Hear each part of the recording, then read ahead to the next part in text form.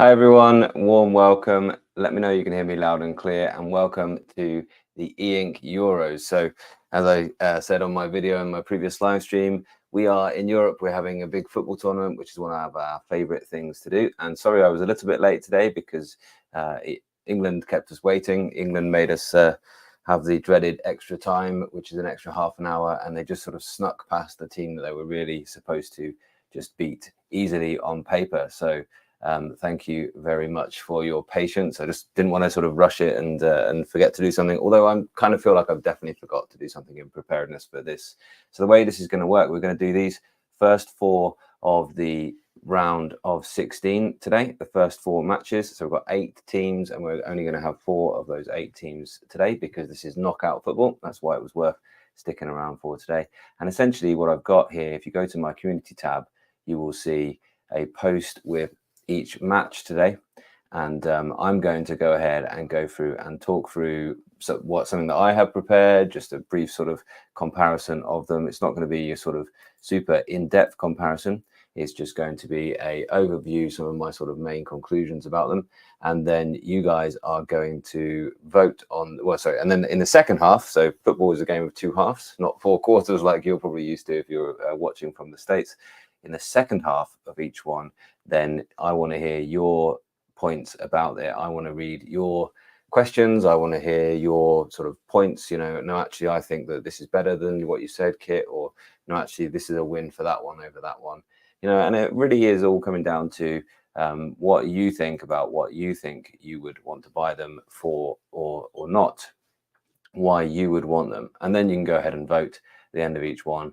And next time I'm here, which probably will be Tuesday, to do the other half of the round of 16, the first few minutes of the next video, the next live stream, we will look what these scores have actually been, and you can see exactly which one has gone through. And I will then complete this draw here, essentially. And yeah, they'll just progress on to the next one. And finally, we'll have a live stream where we'll just do an in-depth of 2 of these. And the draw was pretty interesting. The draw, you know, instead of actually thinking too much about what would be good matchups or what would be similar devices, then I just pulled them all out, pulled 16 teams out of a hat. And this half of the draw, there's some really interesting ones coming up today. We've got the Lenovo Smart Paper versus the Note Air 3. That's going to be to kick us off.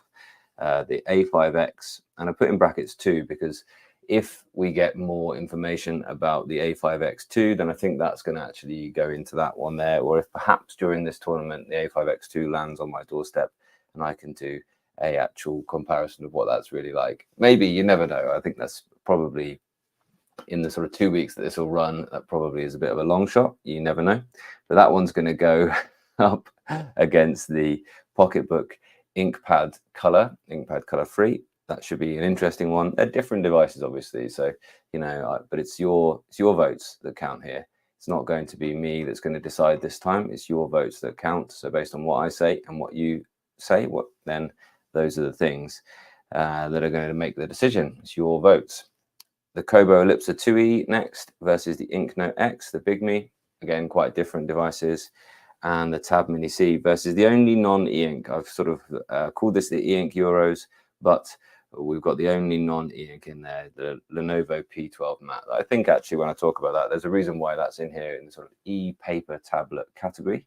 So warm welcome to you all. Get yourself warmed up. I'm really glad that you're all here as well. So glad that you're here and everything is sounding just good. And yeah, it's starting. This is the beginning of the e-ink Euros. I guess I'll keep half an eye on the score when I'm doing the demos between Spain and Georgia, who are still playing just now. But as I say, it's knockout. It's a knockout competition. This 16 teams in total, 16 really great tablets, 16 current ones, and 16 interesting sort of debates here. And I want you all to chime in, and I want it to be your live stream as usual. Thank you very, very much for being here. If you're here on the replay, then you can actually go to the community tab, and there's still time to vote over the next few days. So let's actually see what we come up with. I'm just going to take myself 30 seconds just to sort of catch my breath, and then we'll launch in for the first one, which will be the Lenovo Smart Paper against the Note Air 3. Thanks very much for joining the live stream.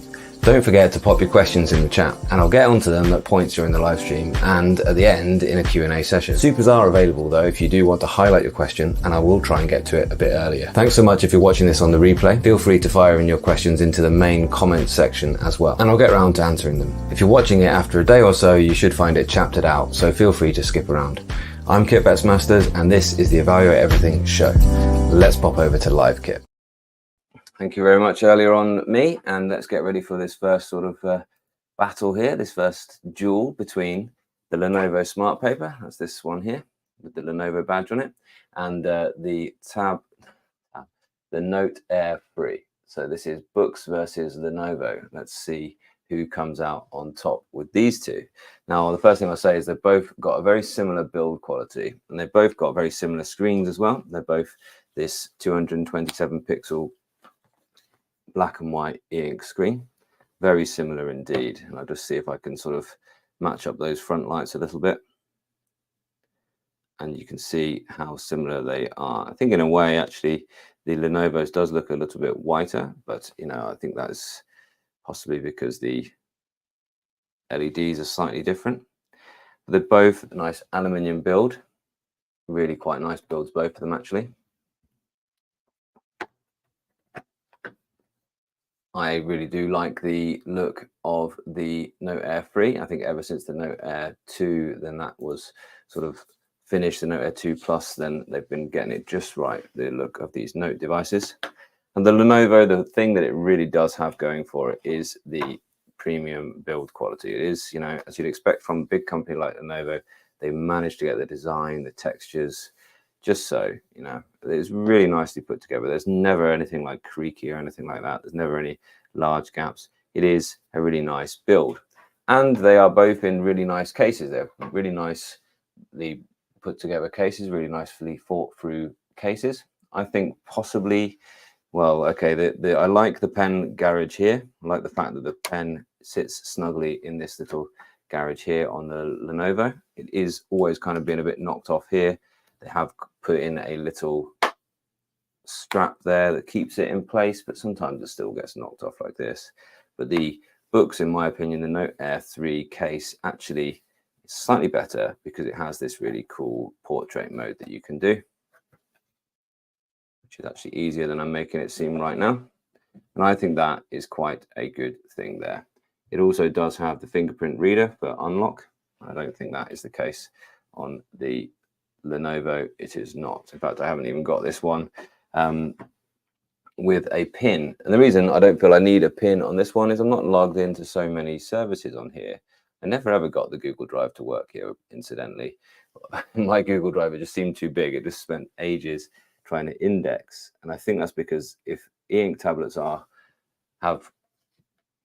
if people criticize e-ink tablets for having outdated hardware, then the Lenovo Smart Paper, underneath the hood, the actual processors that they use are some of the most outdated I've ever seen, if you trust what CPU-Z tells you.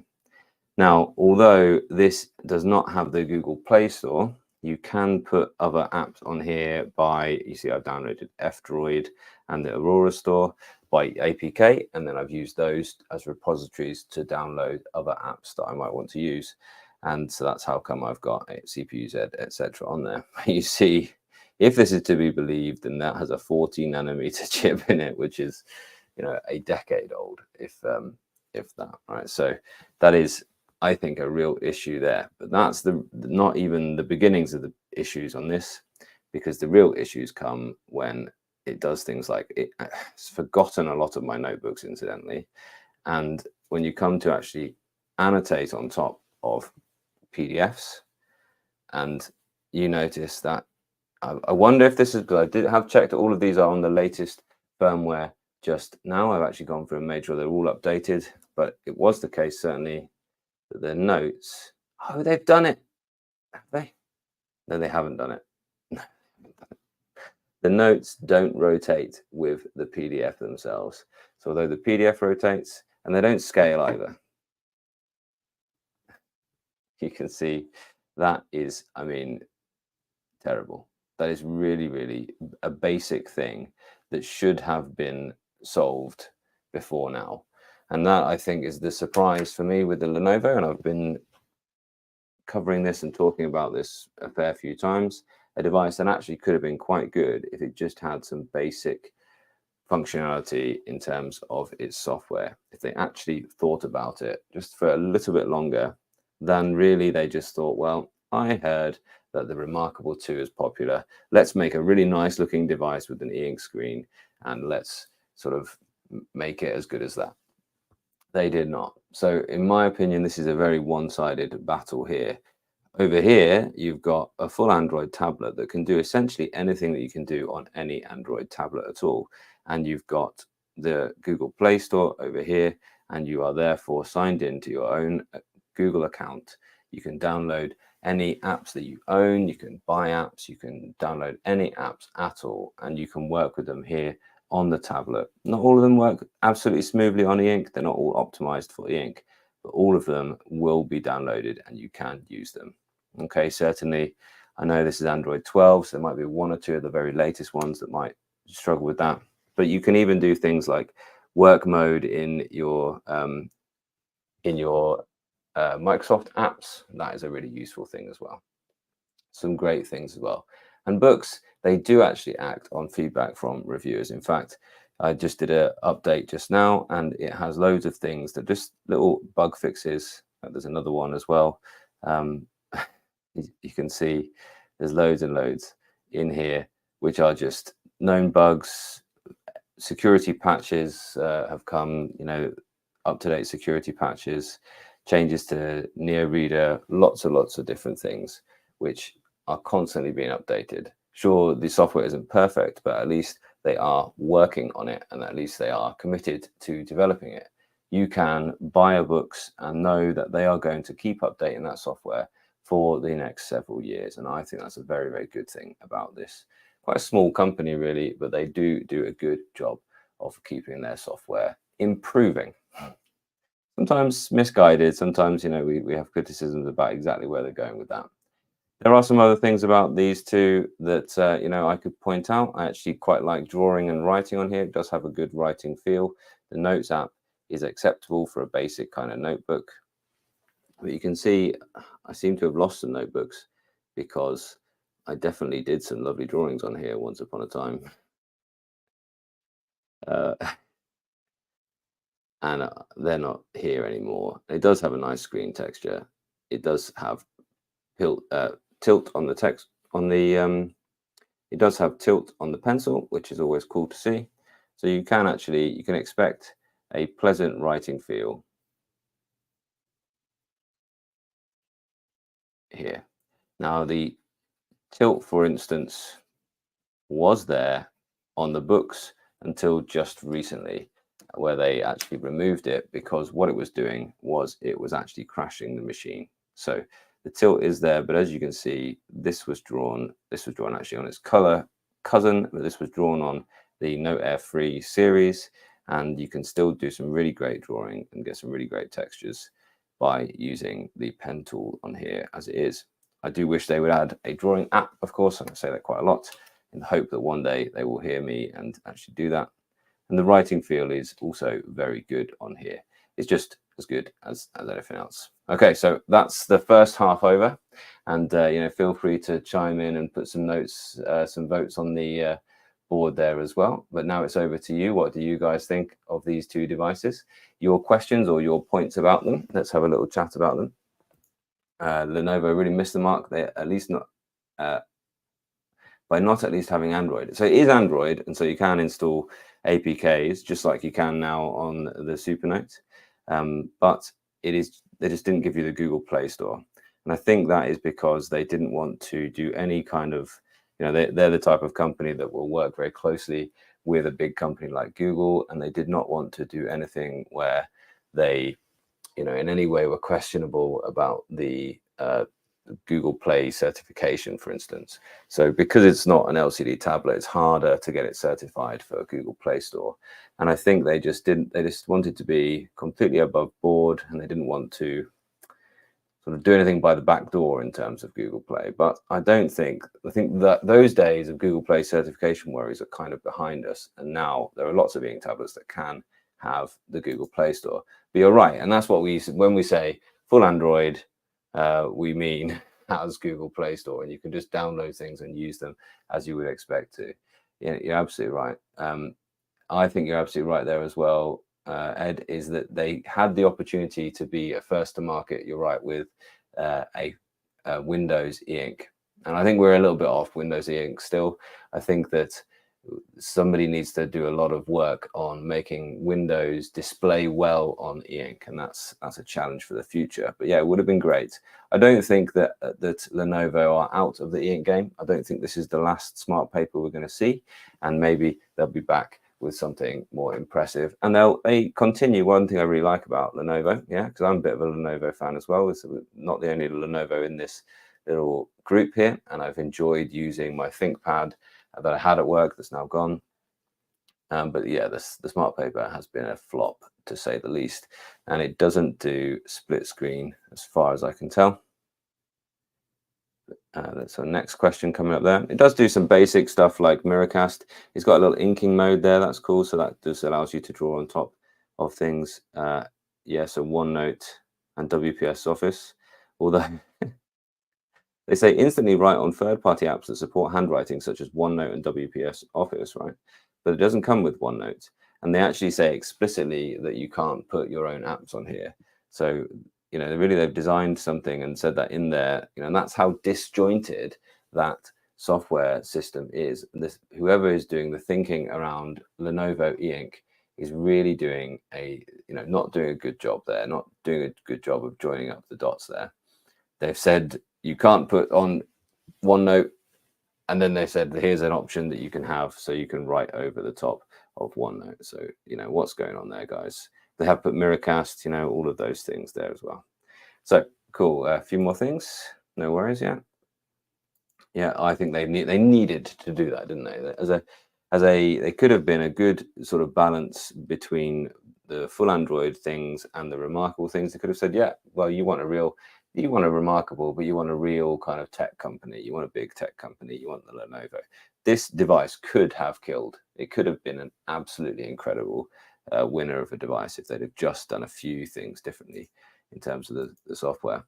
And of course, the split screen books, yeah, you don't want to not have it since you've got it. Yeah, it is really quite good if you see a use case for it. Certainly, if you what most people I think's use case will be having your teaching notes or your sort of PDF on one side. This happens to be my teaching notes here, and then having a notepad here on the other side that you can annotate on that. And you can, of course, you can do that split screen from the PDF as well. So if I just shut that down, and if I then go into the PDF menu here, and I can do split view, and the nice one is another doc, so you can have another PDF open. Maybe all your notes are in a PDF. You can have a handwritten notepad, which actually is the book notepad for this. So it lives with this and it's always accessible through that route there. And you can get into another way as well. So this is notes for this PDF. And now it's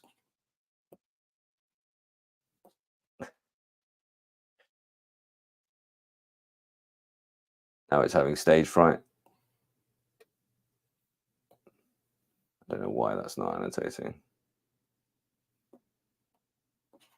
Let's just try and come out of that and go back into it.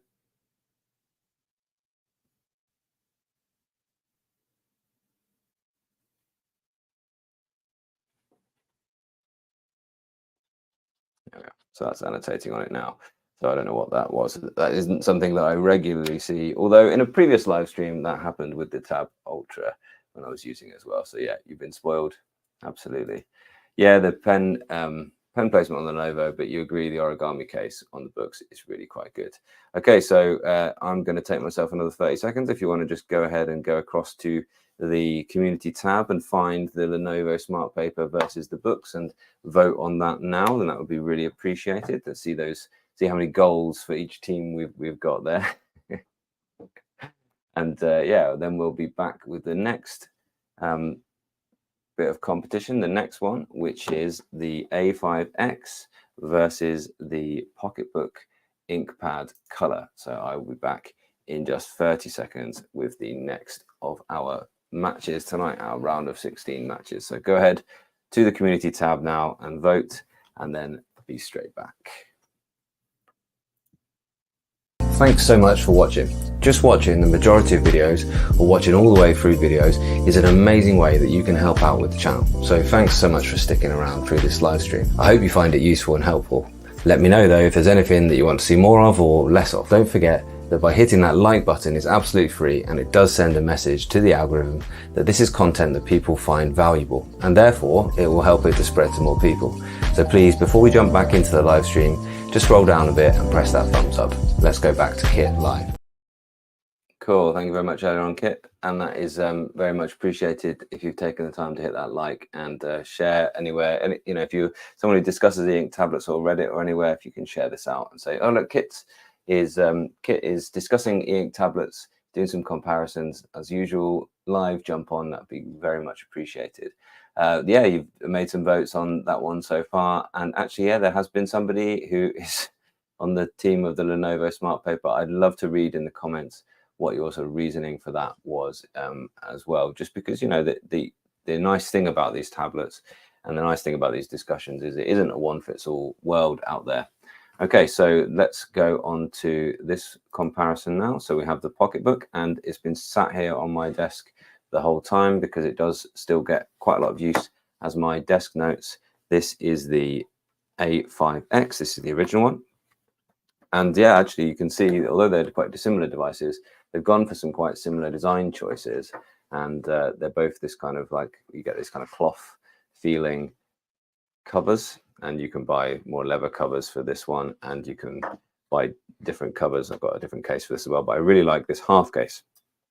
And the A5X2 is going to have a half folio case like this. So this is interesting. So if you can imagine this scaled up, then actually the A5X2 might look something a little bit like this. It will probably be slimmer than this, because I think they are going to go for a very paper feeling, very slim sort of package on the new one here as well. But they are very different devices, and if you want an e-reader, then you're more likely to go down the PocketBook route, and if you want a e-ink tablet, a writing tablet, then this is the one for you. This is the A5X, is for those who write. Brilliant, absolutely great. And yeah, let's have just a little look at some of their differences now, and then over to you for questions and comments if you've got any more questions that in the second half. So if you want a reader, this is a really good reader. It's a really nice reader. You can read here on the A5X. You're limited though to, say you're limited. You can read on its own reading app, which is just its own sort of PDF reader. If I open any PDF, that'll be straight in there. I don't do much reading on here, I'm going to be honest with you. I did use my PDF as my planner when it was on here, rather than latterly I used actually the PDF as a background to a notes app, and that was a really, really good way to use this thing here. But I don't actually plan on this at the moment. I have gone to it when I've done that, but I've been using this as my sort of desk notes of the things that I'm writing, editing and filming. So it keeps me going with a bit of a kind of to-do list here. You know, projects, where are they in their stage? Are they at the editing? Are they at the publishing stage? Where are they in their kind of products, in their project cycles? And that's, I find, very, very useful. I find it really nice that this contents page can be linked out, and I can build this table of contents, of course. And I can, you know, the idea is that this is my home screen, if you like, for my tablet. They have this really cool drop-down quick access menu here that lets you just get to things really quickly. And now you can also install a lot more apps here. They've allowed you to install apps by APKs, but I suggest that unless there's a very specific app that you really want to use here, you're better off sticking with the if you're best off sticking to the app that they have actually gone for, because they've designed some really purposeful apps. I really appreciate this comment. I'm just going to interrupt myself for a moment. I know I did think about that, Enrique, but it's a Sunday night. And if I don't, I don't want to be too late to bed before Monday work there. But yeah, I'm going to try and avoid after Tuesday. Really, I'll try my best to avoid any actual match days and interrupting those.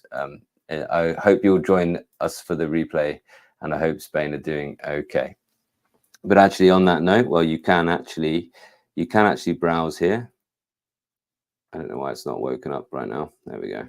You can actually browse here on the Ink Pad Colour free, and it's a color screen, which is nice for browsing, and it does have the ability to just go into. I think I might have turned it off. I got really into this and using this whilst I was reviewing it as a good reader. But I confess I haven't used it. I haven't gone to it for much since I finished reading Walden, and then I moved on to some of the other e-readers that I've been reviewing. But you can actually browse on here. So let's go and show you around this a little bit. It does have a built-in browser. And actually, I think this is a really well-managed e-ink screen. Managed to accidentally open Sudoku. I did that earlier on as well. I think just because it's in the same place and a sort of touch came back to haunt me. But they did put a browser on here, which I thought was quite nice because I tended to read things which I could get on places like Project Gutenberg. And that was sort of good enough for me to get everything that I wanted to read on here. Although be aware that PocketBook, you can't install anything like Kindle or anything like that. You see where the things I've really searched for is Project Gutenberg on here. But let's go ahead and find out what's happening in the football. I'm going to cover the football, Enrique. That's the idea. This is the way to watch the Euros now. And you can see what it does. It goes into this X mode and then it refreshes once and it looks good again. So, browsing it's a matter of having a bit of patience at times. We managed to beat Slovakia, made it an absolute meal of it. And you see, once you pause, then it refreshes and it gives you a good look. And that's actually quite good. And later on, we talk about something else of this size, the Tab Mini C. Spain, as you see, are just making everything much more plain sailing for their countrymen. Although halftime 1-1, wasn't a foregone conclusion. And actually, oh, look, Georgia scored first. But then, look, Spain responded, and England could learn a thing or two from that, because we responded in the final minute of additional time. And it was quite stressful for us all. A really good goal by Bellingham, though. But yeah, that's that. So, yeah, no, this is quite good. But you see that even in the browser, they've buried away any of the kind of even the back button is buried away in here. It's really not designed to be used as a browser. It's really designed to be used just as you read one thing and then you download the next thing and you read that. So just to focus on reading, it's really, really nice. And what is nice about it is it does give you I think, the best sort of rendering each time that the Kaleido e-ink screen can. It does a really good job of that. It does give you, without really disruptive flashing, it gives you a really nicely rendered color e-ink experience. So for a book with some color figures in it or pictures, like this is William Blake, then it's really good. It is really good. As a reader, it's very ergonomic. The way you hold it, those, for a bedtime reader, those buttons are right there. There's the shape of those buttons are such that you can, just trying to catch that shape. They're just slightly raised at the bottom of them, such that your thumb just sits on them. And it's just a slight shift in weight, almost. Slight shift in the way that your thumb feels to turn the page. And that is really nice. It's a really good set of buttons. And, the e-reader at that size, the buttons matter more than you might think. So I think it's really good. So there's some other things as well. This can read, but this can't do what this can. This can't be your note taker. It has in its home menu, it has notes here. I meant to press that. it's quite slow to get around as well. It has notes, but those notes are only notes you've made from a book. So if you've highlighted something, you can then use the on-screen keyboard to make a note, like I have done with Henri Thoreau, look, which is very good. Just give me the highlight and then my own notes afterwards. But it's certainly is not for making your own annotations on things. It just isn't that thing. You can't, it doesn't have a notebook functionality for you to make your own notes, for instance, whereas you can obviously do that on here. And I think, well, I think it's a really good device. The Supernote, I really appreciate their commitment to their software improvements. They publish that roadmap. They listen to beta testers very carefully, and they really just try and give you things that are useful. They try and give you things which are useful for their workflow. Now, I'm not comparing it to books today, so I will sort of leave my thoughts and thinkings just at that point there on that one, because I think that there are other reasons why you might want to go for other Android tablets, but let's leave that there for now. This is a really good reader. This is a really good note-taking tablet. So I'm interested to know what you guys think about that as well. I think I've covered everything that I wanted to do, except for the drawing app on here, which in my opinion now makes this the digital sketchbook of choice. And I think that other companies could do that, but they could do better with the software and the hardware that they actually have at their disposal. And I do think that really the pens and the screen and everything does lend itself more to writing. It is a beautiful place for your handwritten notes. It really, really is. But I think if I go to some scripts, there we are, then you can see, I hope, how nice it is a place to write on, and how nice and how the paper feeling, how close the e-ink is to the top of the screen, how much it is feeling like paper, like writing with a pen on some premium paper.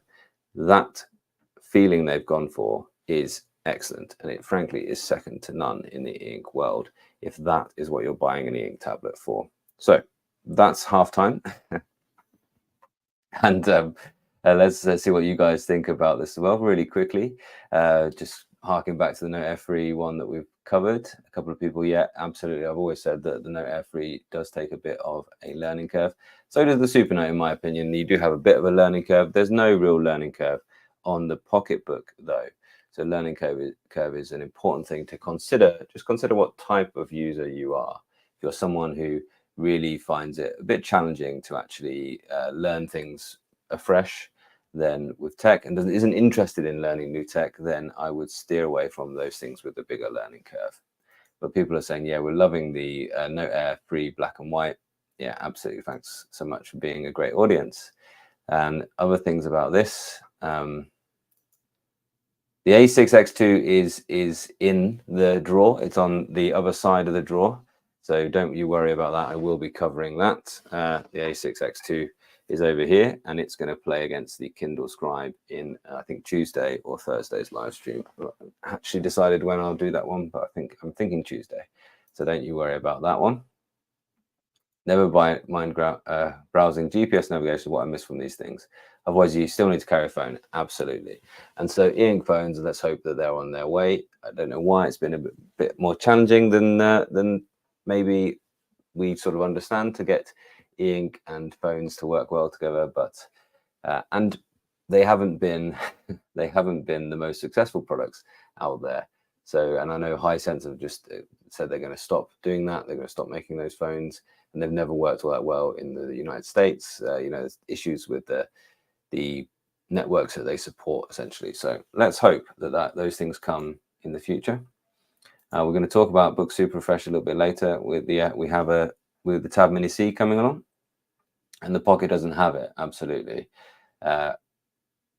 Yeah, that's an interesting one. So yeah, so this doesn't need it, in my opinion, because it's not trying to be something where you would use productivity apps. It's just trying to be a great reader. And so you just don't need it. You just don't mind doing sort of, I think it will do one every maybe 10 I've set it to. I'm not sure if there is even a setting. See, it isn't doing a full refresh at all. There we go. Maybe was that 20 pages or something like that. I have read all this book, so I'm not losing my place, luckily. But it does need to do it every time in the graphics one. So what PocketBook have actually done a good job on here, they've done a good job on you don't get any control over the e-ink sensor, you don't get any control over the e-ink screen mode, but they have managed to make it such that it works out when it's time to actually do a full refresh. And it knows as I don't know if it has an algorithm that tells it if there's JPEGs or if there's X% of color content, we'll need to do a full refresh. So go ahead and do it. I don't know how they've done that, but actually they have done a really good job. It does do a full refresh when it's needed, and it doesn't when it isn't needed. So it is really good where they've done that. So how much that needed? It's needed if you want to use color e-ink in a productivity app, and it's not so needed if you want to stick with just books, essentially. You'd rather not have it if you want to stick with just books, as in books that you read, not books to accompany, because then you get the battery life, the battery performance is improved. So that's a good question. I think that's an important debate that we've been having over a series of videos here on this channel, actually. How heavy is the PocketBook? It's not heavy at all. It's one of the lightest of the e-readers that are out there, and especially with this half folio case, actually, it really does look and feel like a book. And I think if you want a small, light e-reader at this sort of size, which is a really good size for a lot of types of reading, then I would really recommend you look into that. And Gutenberg through links works really well. The onboard SuperNote browser, yeah, absolutely. Yeah, the current color tech is a bit of a stopgap, but if you're right now wanting to read color content on e-ink, then it's what it is, and it exists, and it's good enough for a range of different reading purposes. And yeah, you're absolutely right. So you can actually, it doesn't have a browser on here that is sort of accessible as an app, but you can type in a URL in a link. So in any notebook, if you add a link here, that's quick access rather than links, is it in this bit? Insert link here. You can insert a link to a web page here. And so you can type in whatever web page you want. So I can type in whatever the Gutenberg URL is. And then when I click on that link, it will take me to that Gutenberg URL. Or on the channel, Organizing for Change, that Ed's channel, then you can actually, it takes you through lots of different use cases of how you can actually use that and go straight into, for instance, your Google Drive or an important document online for you, and actually it will keep you signed in and allow you to do those things as well. Here's the PocketBook going head to head with the Go 7. No, I haven't actually included the Go 7. I haven't included any other dedicated e-reader apart from this one into this e-ink Euro 2024. And the reason for that is I wanted to represent PocketBook. This is the only PocketBook that I've actually tried, and I've been pleasantly surprised with it. They do have some Wacom EMI enabled tablets, including notably the EO, which is rather similar to a Big Me device, but with different software. So as before, this is more about the tablets and the e-readers. You know, maybe I could do a different tournament type structure or comparison. I am going to do a small e-reader comparison for dedicated e-readers coming soon as well. And there's obviously more content coming on the Go Color 7, but I just didn't want to leave PocketBook out of this because they do make some really nice devices, and it's worth a shout. And maybe some of you might actually think that it was better than the SuperNote A5X. So I'm going to pause there, everybody, and if you can go over to the community tab on my channel and leave your votes there now, that would be really nice to see. And there are certainly people who have decided the PocketBook Ink Pad is the one for them. So thank you very, very much to you all for voting. It's really hotting up over there now. Some people jumping the gun a little bit, but that's cool as well. And I'm going to leave these for a few days, and we're going to see who wins out of those. We're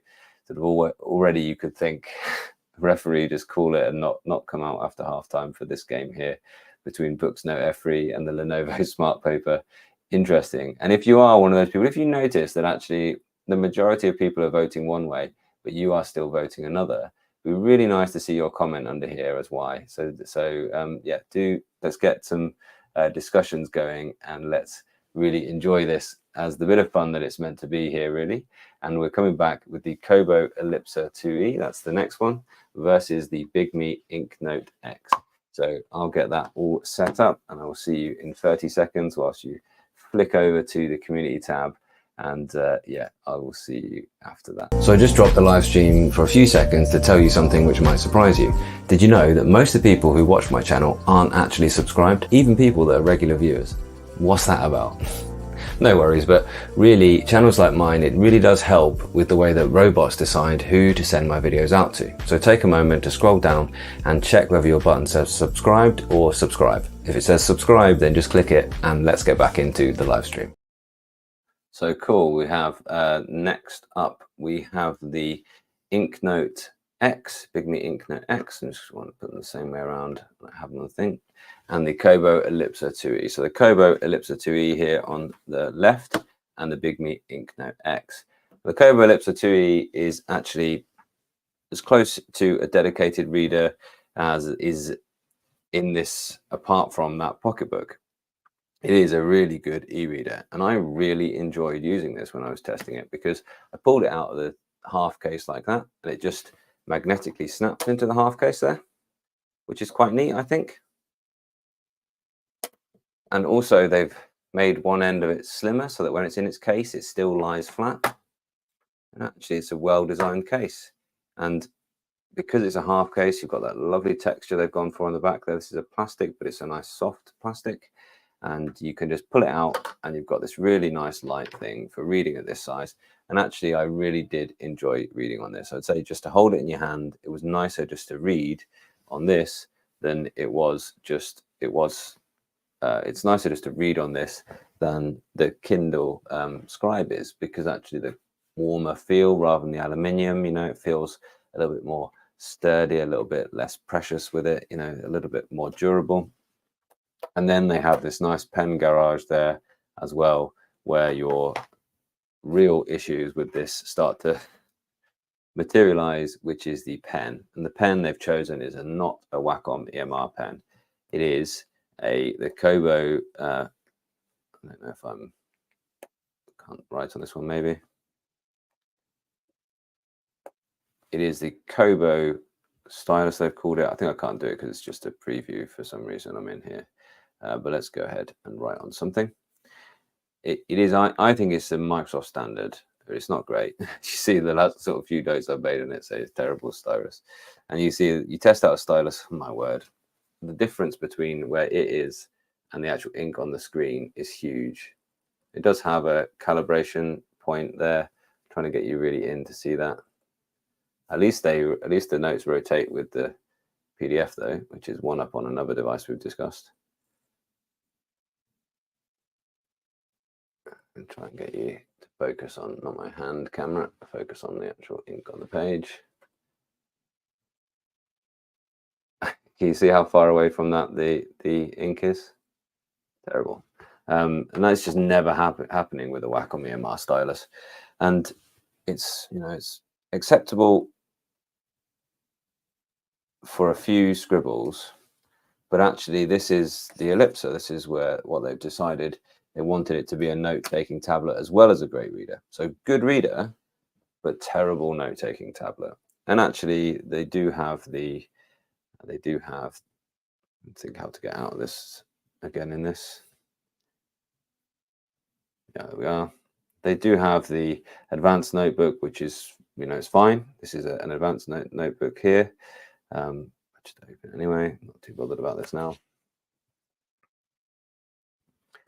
And you can do handwriting recognition.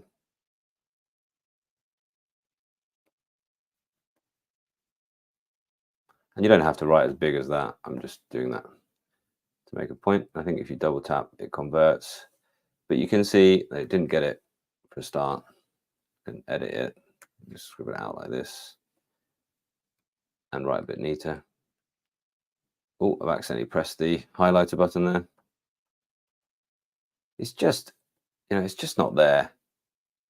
With what else you can get, it's just not there, and it is slow to do that. It got there in the end, and then you double tap it and it goes back to small. It's just not a flowy experience. You know, you can see that's a stopping and starting experience.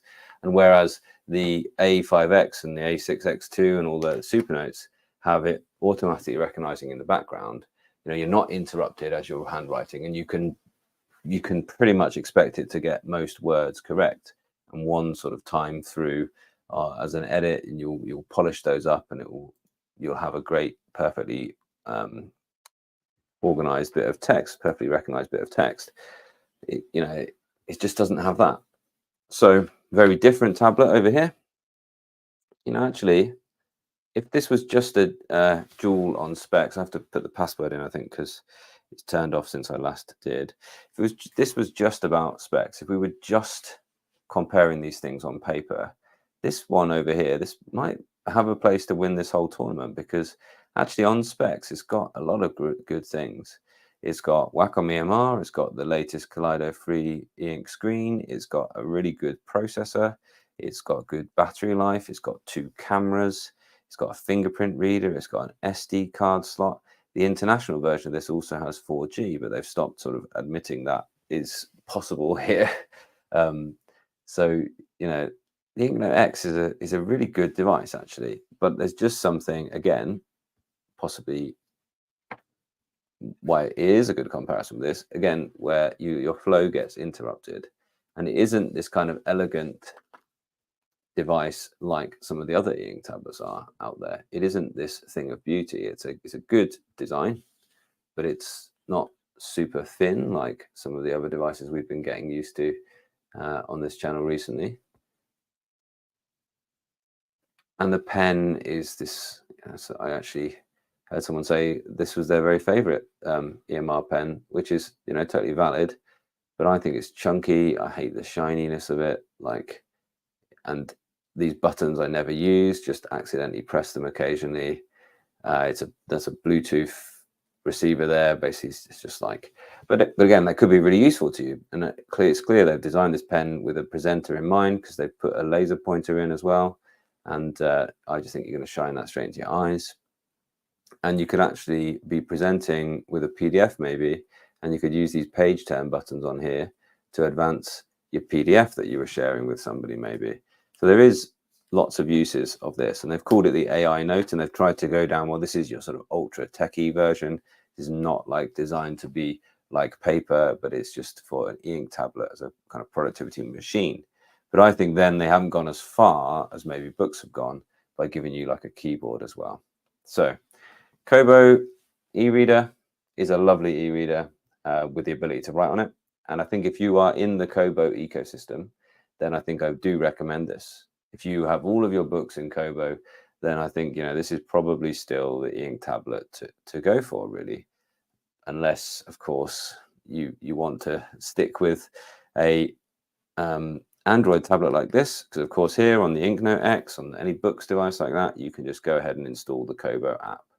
Yeah, might not have all of the features that the full Kobo thing will have, but actually this isn't just a nice big e-reader. It's a e-ink tablet for productivity that you can also use as an e-reader. It's not as lightweight, it's not as nice to use just for holding and reading there.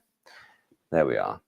And yeah, as I said in the full review of this, the Inknote X represents Big Me going in the right direction.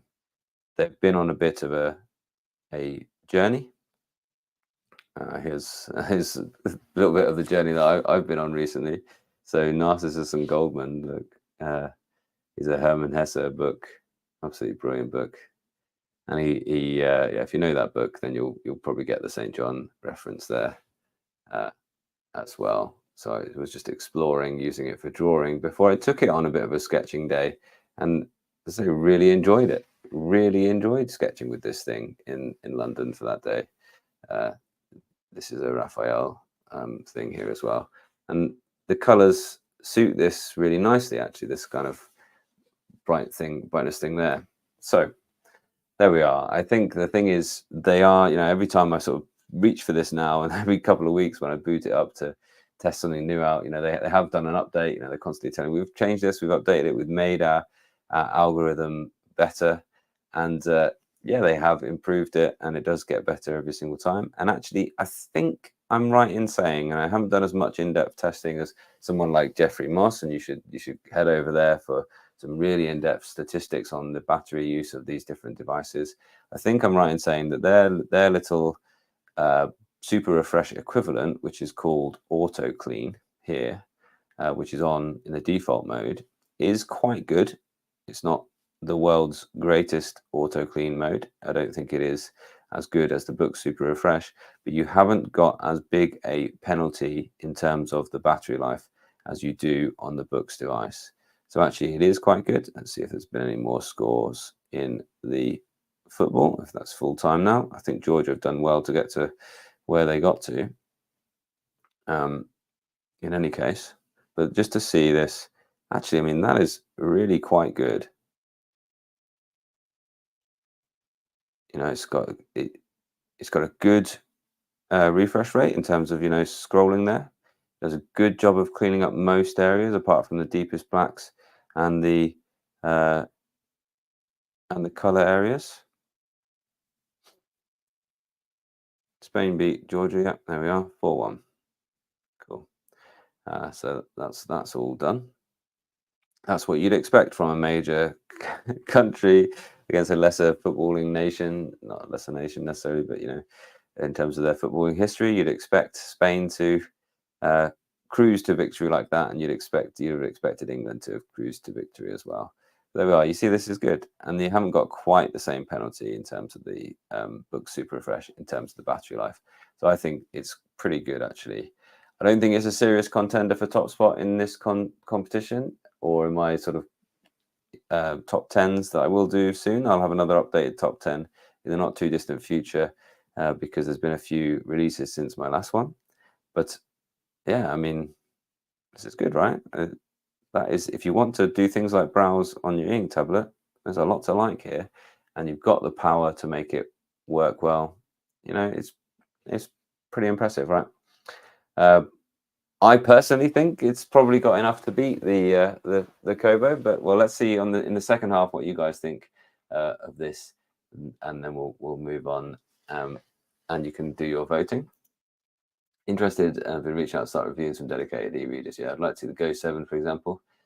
I think if color has a place, it's in reading. Yeah, sure, absolutely. Yeah. And did you see my video though comparing the Go Color 7 and the Boox Tab Mini C, which incidentally is going to be in the next match? We've got the Tab Mini C versus the Lenovo P12 Mac coming in next, which is going to be an interesting one, I think. The Tab Mini C actually was really impressive, actually, compared to the Go 7 for the way it cleared out the color space. So I think BSR and this auto clean function has a real place in color screens, but it's of less import in just books for text. But sure, if you want to read something like a graphic novel, I think you probably need a bigger screen than either the Tab Mini C really, or the Go Color 7. So I think actually, if you want to read graphic novels, I think this would be a really good choice. It is good in terms of its clarity. It's good in terms of its refresh. Pretty impressive, right?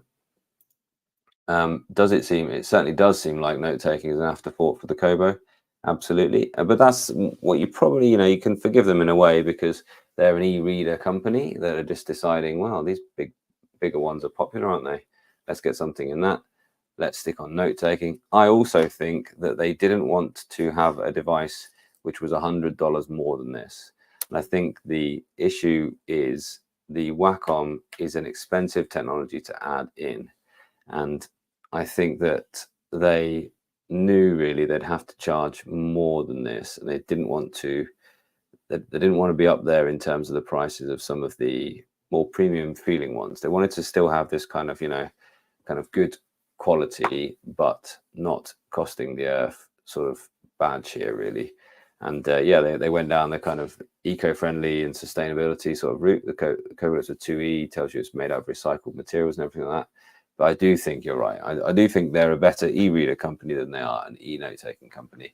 And they also seem to have kind of nailed their colors to the mast on this one, and they seem to be sticking with that pen because the latest generations of the Libra and I think it's the Libra that has the annotation feature as well, still uses that same pen, and that pen is just a flaw. Absolutely. Yeah, for sure that is the case. Yeah. Yeah, and so yeah, you're somebody who's already in the Kobo ecosystem and just thinks, nah, pass on the Elipsa 2E. The issue with Big Me is, for me, the software and the trust in the company. Yeah, it seems too many focus on their own market and not a global market. Interesting one there. Yeah, absolutely. They really are there. They certainly are from a Eastern market, and they are trying their best to expand into the Western market. And they have found, I think, that more challenging than they maybe gave it credit for at first. And one issue with them is, at the minute, they're rushing out devices rather than taking the time to improve their software. There's a balance here between somebody like the Supernote, where they put out a device every 4 years, but in that meanwhile, they're constantly improving that device by software updates. There's a balance between, the sort of maybe annual iteration on your devices, but in between a commitment to improving the software. The global handwriting is a cool feature. Yeah, absolutely. It is something that I've been impressed by as well, although I haven't really found a place for it in my workflow as well. So you can do the global handwriting, and then you sort of collect screenshots which get compiled into a little PDF for you. And then, so, you could annotate on top of a whatever screen. You could be browsing, and then, so it's up here, look, global handwriting. You turn it on, you've got different modes. What we're talking about at this point is we're talking about read mode. And so you click it here, and yeah, you make a new sort of book, if you like. Just going to call it browsing. And what it's going to do is I'm going to I'm going to annotate and then move forward, and it will actually save that annotation forward again. Each time I move forward, it saves whatever was on that screen, all these annotations and the screenshot itself, into a little book. So I'm gradually compiling a really cool little PDF full of notes. Okay, so I'm going to move on because there's a few in the second half as well. The browser on Big Me is pretty fast. Yes, it is. And the handwriting mode, so one more thing to say about that is also you can use it in handwriting mode. You can use it in any app which actually works with pen input and works well on normal LCD tablets, but doesn't work so well on e-ink screens. So you have that option there as well. And you have that option in every app, whereas Boox only have it in a few apps, which I think is a good thing. Browser was pretty fast. Yeah, this is a fast machine, really. This is good. It's quick getting around it, like so. Go to the CPU-Z. We had the Lenovo CPU-Z a little while ago, didn't we? This one is up to 2.6 gigahertz. Tell me the architecture there. It certainly isn't a 40 nanometer architecture or whatever that was there, though. It is a MediaTek. I don't know why it says ARM Cortex up here rather than the MediaTek, but anyway, it's a good system on chip there. Yeah, absolutely agree with that. So a smooth writing feel you do not have over here on the Kobo. A smooth writing feel you do have here on the Big Me Inknote X. And actually, I really like the Big Me Inknote X writing feel because it's not too frictiony, but it is grippy enough to enable you to write neatly. Absolutely, yeah. The Nomad, if you've done that, you have the best writing feel, in my opinion, and in a lot of people's opinion as well, incidentally. You have the sort of gold standard. So everything is going to be a bit of a step down from there for you. Interesting, yeah, the BSR, yeah, does have the biggest downside of being the battery. And the battery is a great thing about e-ink tablets. And actually listen carefully to people like Jeffrey Moss, who does a great job of testing that battery life, because so many e-ink reviews of people who aren't e-ink tablet reviewers by sort of trade, who review normal things, they just say, well, it's amazing battery life because it's e-ink, and then they haven't really tested them out. And so look carefully for people who actually test them out carefully. It does seem to, I mean, there is a battery penalty for using that auto clean, but then you also have the option to turn it off. When you go into custom, it's all available. And then you can see that it is a bit more of a smeary mess, and the background is going to gradually become more and more sort of grey with artifacts all over it, although it's not terrible. You know, it's not absolutely awful. It's because it's changed for this app, actually. Yeah, can you see this bit here? Hard to see.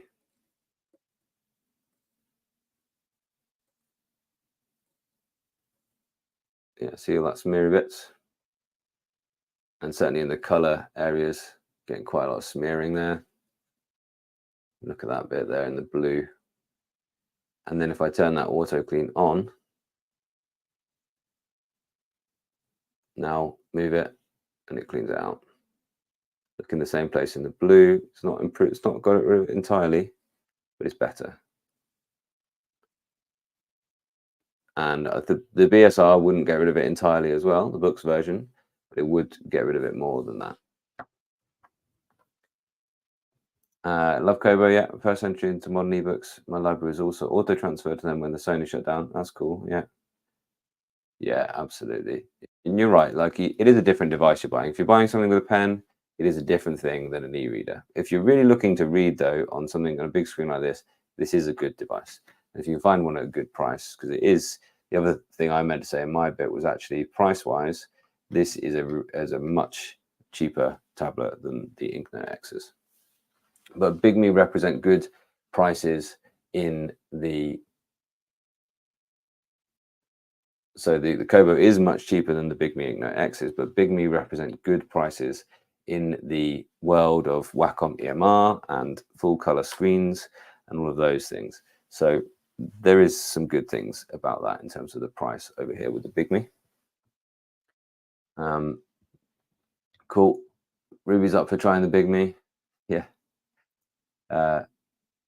Yeah, they do that. I mean, they've got a camera on both sides and they're better than the normal ones. Yeah. Good. Let's get every bit of glory out of those 8 little megapixels. Yeah, awesome. I mean, that is, if that's something that you need on your tablet. I mean, you know, if you're somebody who was really wanting to use an AI camera, of course it's an AI camera. If you were really someone who's wanting to use video calls and things on this device here, this is the closest really in terms of that usability as an ordinary Android tablet, because you have the cameras on both sides and you literally could install Teams on here and do calls and do video calls. You've got speakers, you've got microphones, you've got a microphone array, you've got an array of 4 microphones here, which, you know, I haven't actually tested them in so much detail that I could tell you the quality compared to sort of studio microphones and things like that, but it certainly should, on paper at least, it gives you good noise cancellation and stuff like that. So awesome. I'm going to just pause again for a little moment, but flick over to the community tab and see where the scores are right now. And yeah, this is an interesting one. This one is not currently going the way that I thought it might, although now that I've spoken more about it, yes, now that I've spoken a bit more about it, maybe people have started to vote the way of the Inknote X. But this does seem to be the best matchup. You know, it might not contain one of the big names, it might not contain a Spain or an England, but this seems to be a interesting matchup, the closest of the competition so far. So fascinating. I'm really looking forward to seeing how these all turn out, incidentally. So hope you're having a bit of fun with me here today as well. So we're going to compare next the Tab Mini C, and yeah, I've been really sort of keen and really, it's been fun going back to this recently actually and revisiting it, because it's a pretty good little e-reader.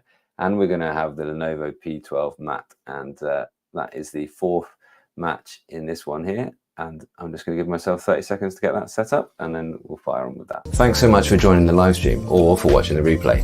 Just being here and watching the majority of the videos is a really, really useful way to help my channel grow. But if you want to say thanks in a really simple but also meaningful way, it's just to share out my videos like this one. Just copy the link from the browser or press the share button on your phone and copy the link, then paste it into wherever you discuss e-ink tablets. a group on Facebook, a Reddit subreddit, or a Discord server. Pop that link in there and say, Kit's demonstrating e-ink tablets live. Jump in. Again, I love hanging out with you people, and I appreciate you spending your time watching these live streams. I really enjoy making them with you. Okay, so I certainly do. And thank you very much earlier on, Kit. And yeah, let's do the Boox Tab Mini C. This is the mini one on this side versus the P12 matte. And let's talk about that. Now, I think that I've bent the rules slightly by including that. It's not an e-ink tablet, obviously, but I did really enjoy this. And actually, the Tab Mini C is sold to us as a bit of a kind of PC-like experience. You know, the Tab series from Boox, they're meant to be your productivity, use any apps you like, and sort of get the most out of e-ink, really. And it's a really good device. I mean, I think it stands to be replaced soon, probably.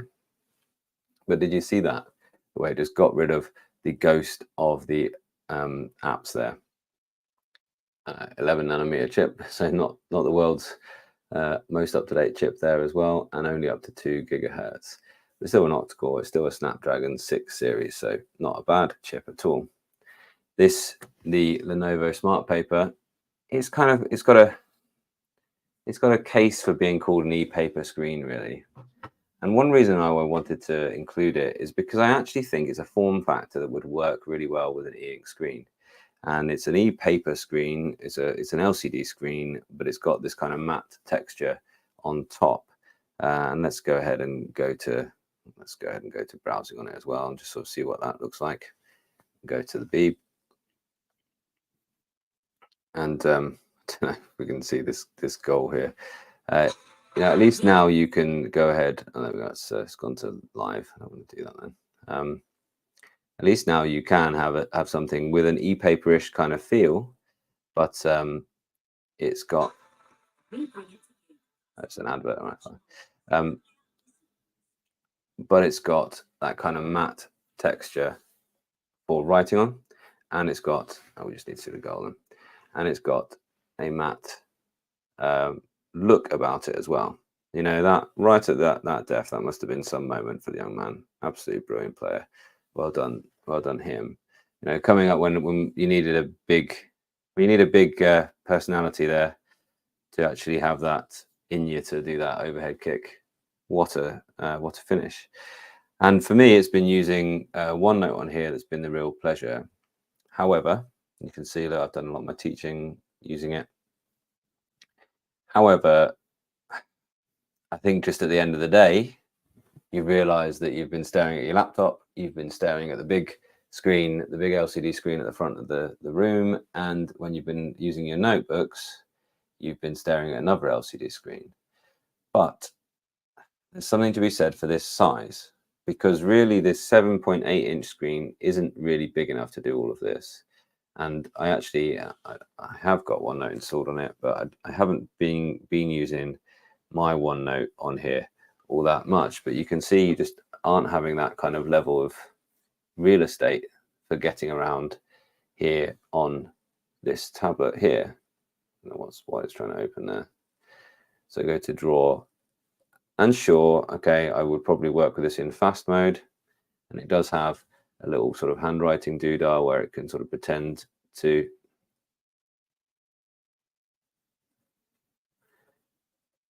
be the e-ink refresh, and then it sort of has to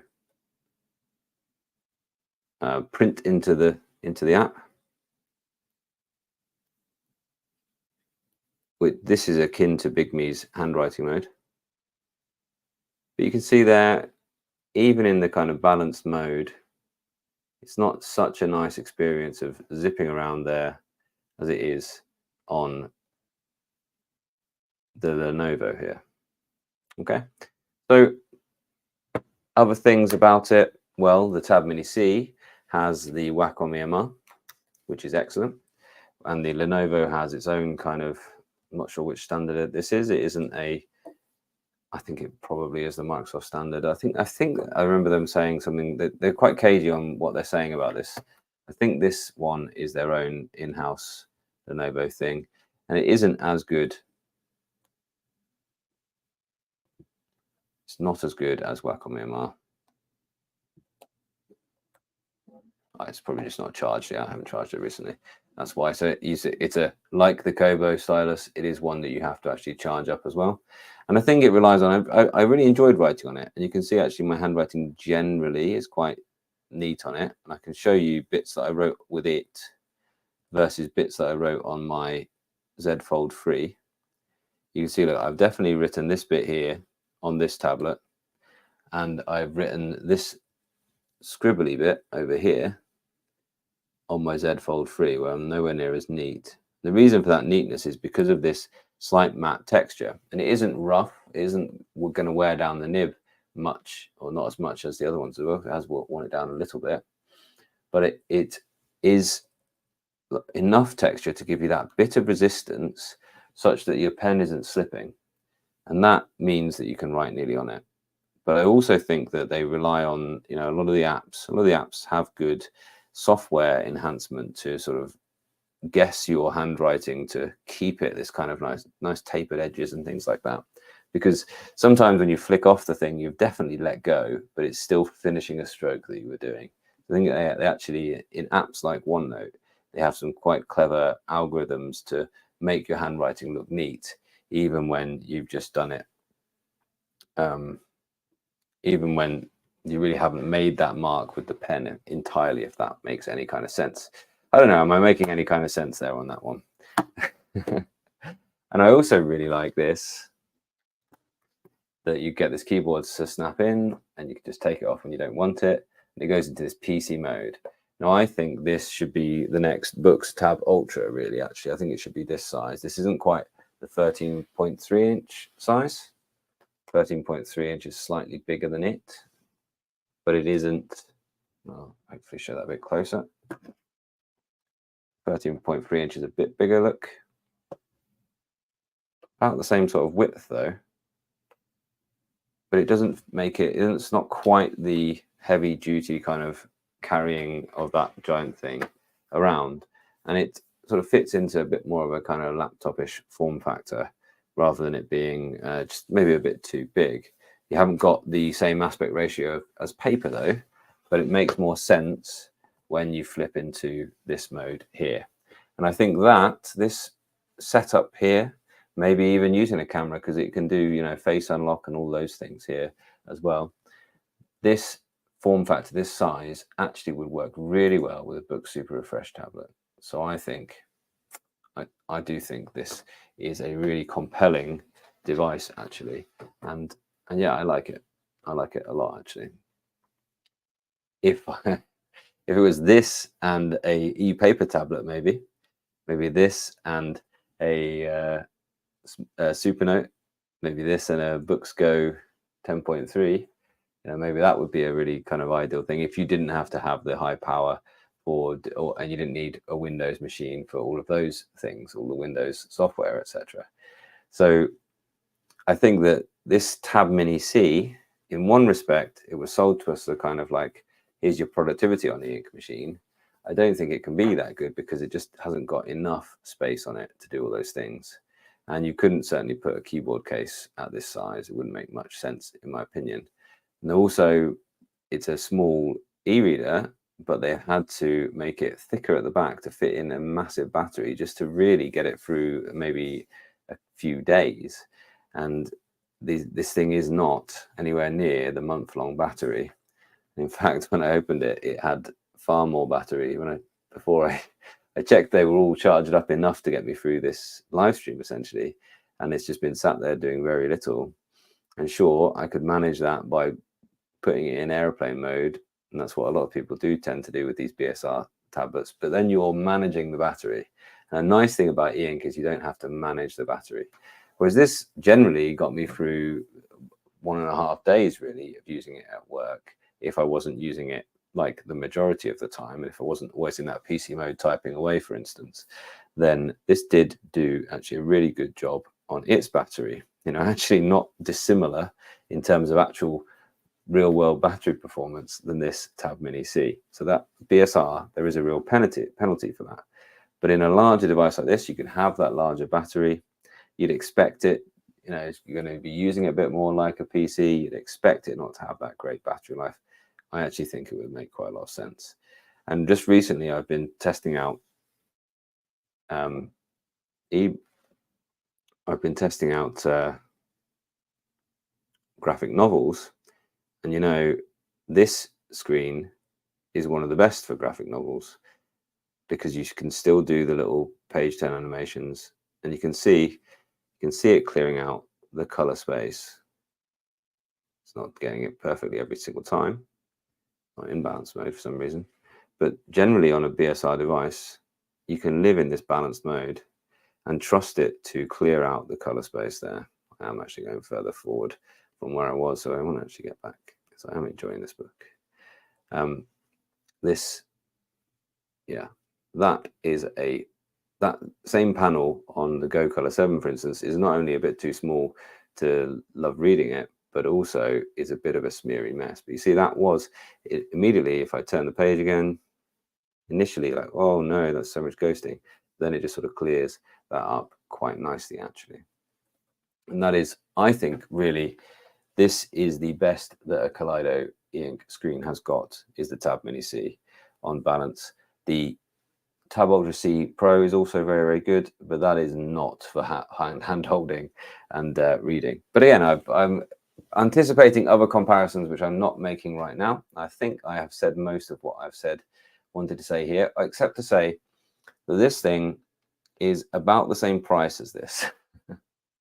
The Lenovo P12 Matte is not too different in price to one of the more premium e-ink tablets, and that is a recommend for it as well. So it's got a good processor in here. It's not the most amazing one. It's a MediaTek one, I think. Whereas this is the Snapdragon one. The processor in here is better than this one, actually. But the Tab Ultra C Pro, for instance, would be more expensive than this Lenovo. I kind of think that it's an immediate non-starter, because if you're here and if you're interested in e-ink tablets, you've probably decided that any LCD screen is not for you. And well, I totally understand that, but it's worth a consider if you need another Android tablet in your wheelhouse. Don't rule it out entirely. So it's really a choice of, do you want that? Do you want the best kind of color e-ink screen on Android, or do you want something that's actually a normal Android e-ink tablet, but has something to make it look and feel and act a bit more like paper? So you decide, and that's the end of the first half of this one. So let's have a little look for what you guys are thinking about this. Yeah, how far are we from eliminating ghosting and for colors to have a little bit more pop? I think the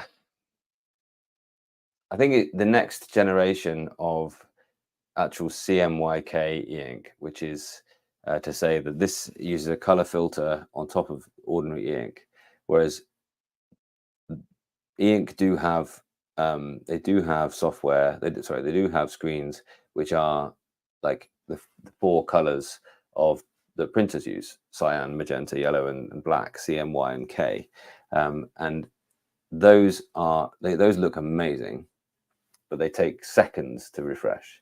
So you can't have it all at this point. So I think we'll probably see a Kaleido 4, because Kaleido has been popular, and probably they will look to address those ghosting issues. But I don't think the color pop will be there in that.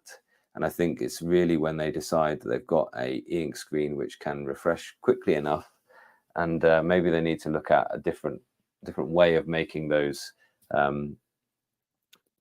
different color balls come to the surface, because the minute they come to the surface at different rates, so they're actually different sizes, because you've got 4 instead of 2. So you think about black or white, you've got a positive and a negative, so you can bring one to the surface or push one away from the surface. You've got 1 positive, 1 negative. All of a sudden, if you've got 4, then you need to have 2 positive and 2 negative. So how do you differentiate them? Well, you differentiate them by actual drift speeds.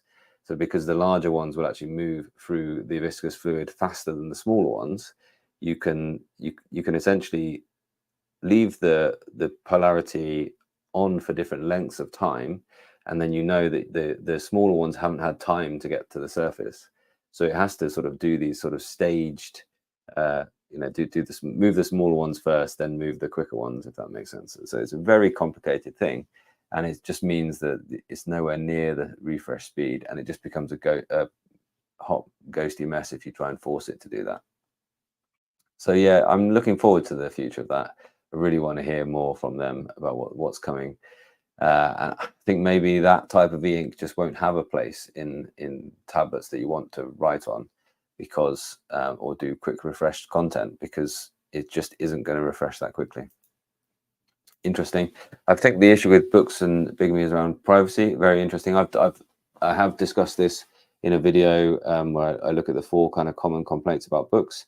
I haven't looked into Bigamy themselves, but I mean, remember that Chinese companies make the majority of our tech at the minute as well, and these guys, I think because they're smaller names, they're not necessarily as trusted as the bigger ones.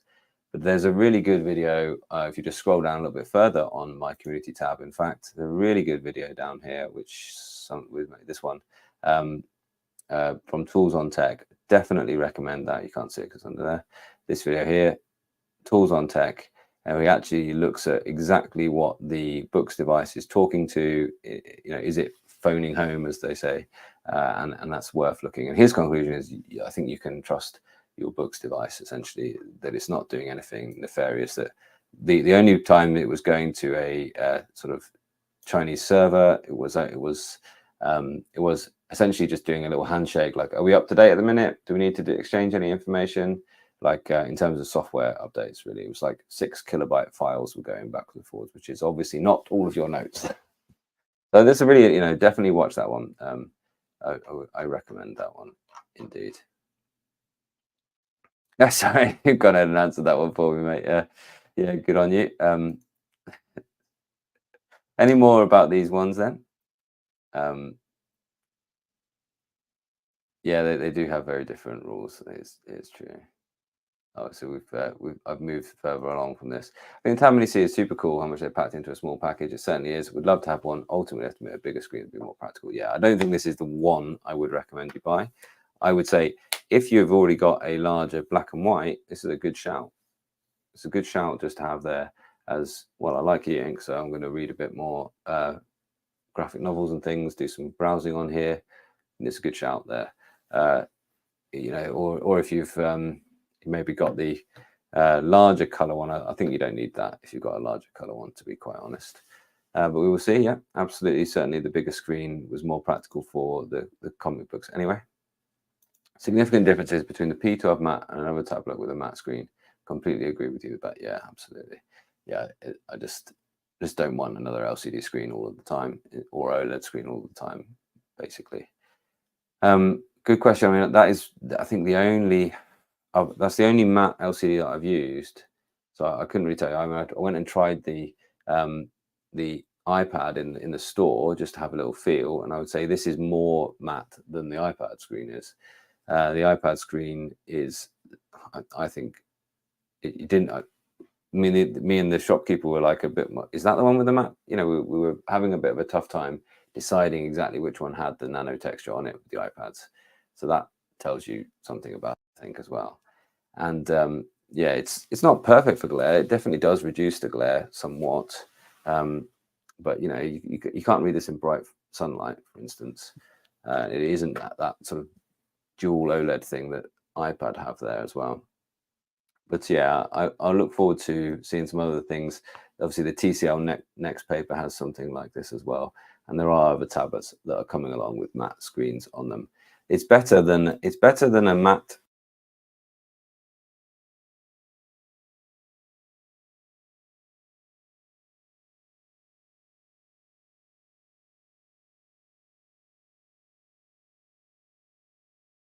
Thanks so much for watching. If you're here towards the end of the live stream, then I hope it's fair to say that you find this content valuable. I have found a way to offer even more value to you. If you want to go deeper and also to support the channel even more going forwards, channel memberships are a great way to get involved in more of a community and more of a conversational form of content. The key benefits to becoming an Evaluate Everything member are members only live streams where I'll answer your questions and give you my insights into the devices that I'm evaluating even before I've published a full review. So if you do want a bit of a preview of the points that are going to make it into the full review before I've even been able to shoot or edit those videos, you can get involved with that. You can ask questions and request demos and really just discuss and influence the content as it goes forward. I really hope this community grows into a place where we can have a meaningful discussion around these devices that I evaluate. There'll also be community posts for members only discussions, and membership also means that your questions and comments are highlighted to me in my memberships area. There's no change to what I'm offering here for free, but here's an open invite for you to go deeper and help me to evaluate everything. Back to the live stream. My apologies for that, everybody. Hopefully we're back and loud and clear. Yeah, everyone's just laughing at me. Thank you very much. And got a few of my wonderful members here on the live stream, so thank you very much to that as well. Let's just crack on through the last little points on this comparison here. Yeah, definitely check out that video that I mentioned on the privacy thing. A point to note, no one seems to mention you can back up things using a USB thumb drive as well. There's no need to be connected all the time. Yeah, so again, yeah, I think that's going back to the point, Christina, is it that you can get around some of the battery issues by living a bit more in the airplane mode? No, it's not. What you're actually saying is that for the security reasons. And I think one thing he notes is that you actually get the option, as soon as you open this, you get the option of, I think there's a server in Vietnam, there's a server in Europe, and there's a server in the United States. And of course, if your server is in the United States, then all of your personal data is being backed up to the United States. And if you're in Europe, so you just choose the one that's geographically closest to you, really, for the best speeds. And yeah, all of the Google things are, of course, being protected by Google. So you've got the Google Play protection certificates and everything like that on there. And as you saw when I did the software updates and looked at that, they have up-to-date Android security patches as well.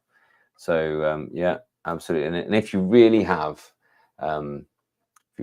issues, you really have sensitive data, then of course you can manage your own backups, use something like Obsidian and stuff like that, and manage your own vaults of information.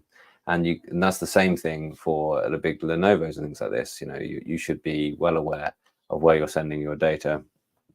Rabbit R1 just got sort of found out for having a bit of a backdoor where you could go into the rabbit hole, and you know, I read an article anyway saying this, and you know, it's not just the country that it's going to that is the only thing you should worry about with your data there. So be thinking about the data you're keeping and where it is going. Cool. So I'm going to just give a few little moments to have a little look. I'm interested what your what your voting has been like so far, and any other comments at all. That one is now the Boox Tab Mini C and the Lenovo. How have we done on that? Very strongly e-ink coming out as the winner so far on that one there. And so this has been interesting. So far, just on the sort of night, we're getting some clear winners, really. The Lenovo P12 Matte, I have failed to convince you. I mean, I'm not convinced. It depends what you want at this point, isn't it? Actually, you could have a case for the two of these.